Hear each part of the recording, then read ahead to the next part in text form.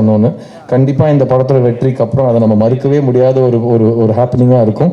Sam please make the new NOTA.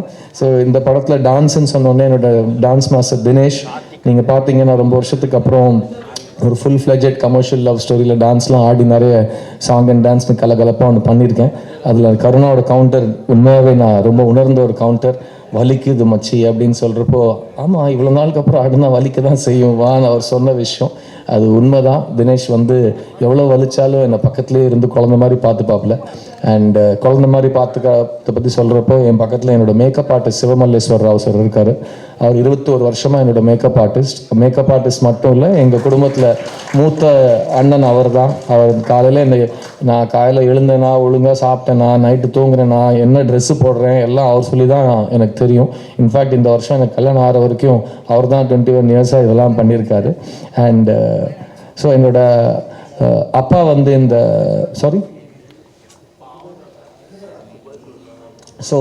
அப்பா characters இந்த படத்தில் ரொம்ப முக்கியமான கேரக்டர்ஸ் ப்ளே பண்ணியிருக்காங்க.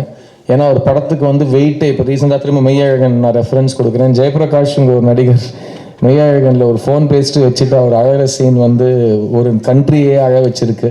ஒரு வார்த்தை கூட பேசாமல் ஒரு பெரியவர் அப்படி நொறுங்கி அழறப்போ அதில் கொஞ்சம் கூட மெலோட்ராமா சேர்க்காம எல்லாரும் அவங்களோட குடும்பத்தினரை மிஸ் பண்ண வச்ச ஒரு பர்ஃபார்மர் அந்த சீனில். JP sir, thank you so much for your love in this film. அவர் தான் என்னோட அப்பாவை நடிச்சிருக்காரு. அண்ட் அந்த பக்கம் பொன்வண்ணன் சார் எனக்கு சின்ன வயசுலேருந்து இன்ஸ்பிரேஷன். ஒரு எழுத்தாளனாக, ஒரு அசிஸ்டன்ட் டைரக்டராக அவர் பாரதிராஜா சாரோட பண்ண எல்லாமே நான் அவரோட டீட்டெயிலாக உட்காந்து கேள்வி கேட்டு அவர்கிட்டேருந்து வாங்கியிருக்கேன். அண்ட் இந்த செட்லையும் எனக்கு ரொம்ப ஒரு வழிகாட்டியாக இருந்திருக்காரு பொன்வண்ணன் சார். இந்த படத்தில் நடித்த எல்லா ஆர்டிஸ்ட்டுக்கும் பிரத்யேகமாக நான் தேங்க்ஸ் சொல்லிக்கிறேன். பிகாஸ் இது ஒரு அன்சாம்பிள் காஸ்ட் ஃபிலிம், இது ஹீரோ ஹீரோயின் படம் கிடையாது. இந்த படத்தில் எல்லா கேரக்டர்ஸும் ஈக்குவலி இம்பார்ட்டன்ட். சாரி, இந்த ஒரு போஸ்டரில் நான் தனியாக இருக்கேன். அது மட்டும் ஏன்னா நான் 2012 வரைக்கும் என்னோட முதல் 20 படத்தில் என் பேர் கூட போட்டதில்லை போஸ்டரில். அதுக்கப்புறம் வலுக்கட்டாயமாக வெற்றிமாறன் தான் ஃபஸ்ட் டைம் என் பேரை போஸ்டரில் போட வச்சார். அங்கேருந்து இன்னி வரைக்கும் அது ஒரு இதுவாக இருக்குது. பட் ஜென்ரலாக ஒரு படத்தோட எல்லா ஆக்டர்ஸுமே அந்த படத்தோட ஈக்குவல் பங்காளியாக தான் நான் பார்க்குறேன். ஸோ இந்த படத்தில் நடித்தவங்க எல்லாருக்கும் என்ன உட்பட இது வந்து உட்பட இது ரொம்ப ஒரு பெரிய ஒரு திருப்பு முனைன்னு சொல்ல மாட்டேன். பிகாஸ் திருப்பு முனை நம்ம போகிற திசை நோக்கி விட்டுட்டு வேறு திசைக்கு போவோம். இது நமக்கு ஒரு மைல் கல்லாக அமையும்னு நான் நம்புகிறேன். இந்த படத்தோட டெக்னீஷியன்ஸ் கேஜி வெங்கடேஷ் எங்கே சார் இருக்கீங்க? அவர் என்னோட அழகாக இருப்பார், கலையான முகம். அவர் பார்க்கணும் நீங்கள், அப்படி ஒரு பேபி ஃபேஸ் அவருக்கு. அவர் வந்து அந்த கேமரா முன்னாடி ஒரு சிறு புன்னகையோடு என்னை பார்த்து ஷார்ட் ஓகே சார் அப்படின்னு சொல்கிறப்போ ரொம்ப சந்தோஷமாக இருக்கும். அண்ட் தமிழ் சினிமாவில் ரொம்ப வருஷத்துக்கு அப்புறம் இவ்வளோ கலர்ஃபுல்லான ஒரு பேலட்டில் ஒரு ஈஸி ப்ரீஸி ஒரு feel good film, breath of fresh air நீங்கள் கொடுத்துருக்கீங்க. Can't wait to see your next work KG. Thank you for making me and Ashi and all the actors look so beautiful. Thank you, and your beautiful family is here. Hi da. And his wife is there. Thank you for coming ma. And my dear friend Gibran, brilliant composer, brilliant sound engineer, brilliant human being, lovely guy. நானும் அவரும் ரொம்ப வருஷமாக work பண்ணணும்னு wait பண்ணிட்டு இருக்கோம். எனக்கு அந்த என் தாரா நீ என் தாரா அந்த பாட்டு நான் ஒரு 2 வருஷம் என்னோட பிளேலிஸ்ட்டில் வச்சு கேட்டிருக்கேன். And finally I got to work with you zips. Thank you so much. And இந்த படத்தில் வந்து நம்ம ரெக்கார்ட் பண்ண song was the most fun. ஏன்னா அவரே கீபோர்டு வாசிப்பார், அவரே இன்ஜினியராக வேலை செய்வார், அவரே டாக் பேக்கில் பேசுவார், யாரும் நடுவில் டிஸ்டர்ப் பண்ண மாட்டாங்க. நைட் 1 மணிக்கு உட்காந்து 2 பேரும் ஜாலியாக அந்த சாங்கை ரெக்கார்ட் பண்ணோம்.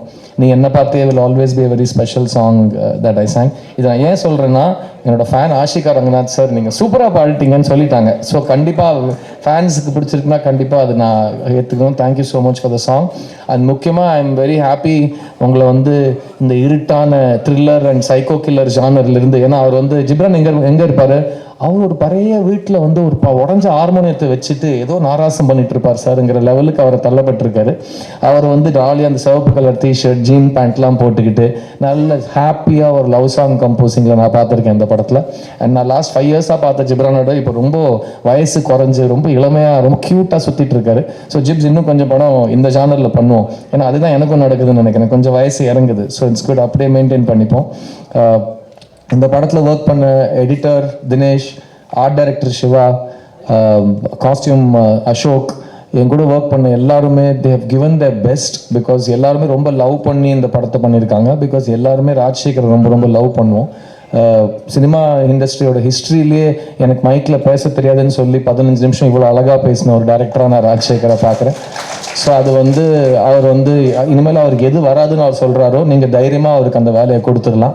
ஸோ அவர் வந்து வர வேலையே இப்படி ரொம்ப மாடஸ்ட்டாக வராதுன்னு சொல்கிறவர். அவருக்கு வர வேலை நிஜமாவே பயங்கரமாக வர வேலையை அவர் எப்படி பண்ணுவாருன்னு நீங்கள் யோசிக்கலாம். ஸோ ராஜசேகர், இது நம்மளோட ஃபஸ்ட் அண்ட் லாஸ்ட் கிடையாது. நிறைய சத்தியம் பண்ணி வச்சுருக்கீங்க என்கிட்ட. ஸோ நிறைய பேசுவோம், நிறைய படங்கள் பண்ணணும் நம்ம. அண்ட் அடுத்த வாட்டி கூட இந்த மாதிரி நான் உங்களை மாதிரி நிதானமாக யோசித்து ஒரு தப்பான விஷயம் கூட பேசாமல் இவ்வளோ நேரம் மைக்கை பிடிச்சி பேசினவா இருந்தேன்னா நான் இந்நேரத்துக்கு எங்கேயோ இருந்திருப்பேன் ராஜசேகர் சார். நான் அவரை நல்லா பேசுவேன்னு நினச்சிட்டு 22 வருஷமாக பேசி நிற்கிறேன். இப்போ உங்களை பார்த்தோன்னே எனக்கு லைட்டாக ஓஹோ நிறைய நம்ம கற்றுக்கிற விஷயங்கள் பாக்கி இருக்குதுன்னு எனக்கு தோணுது. So miss you is a beautiful, colourful, very pleasant and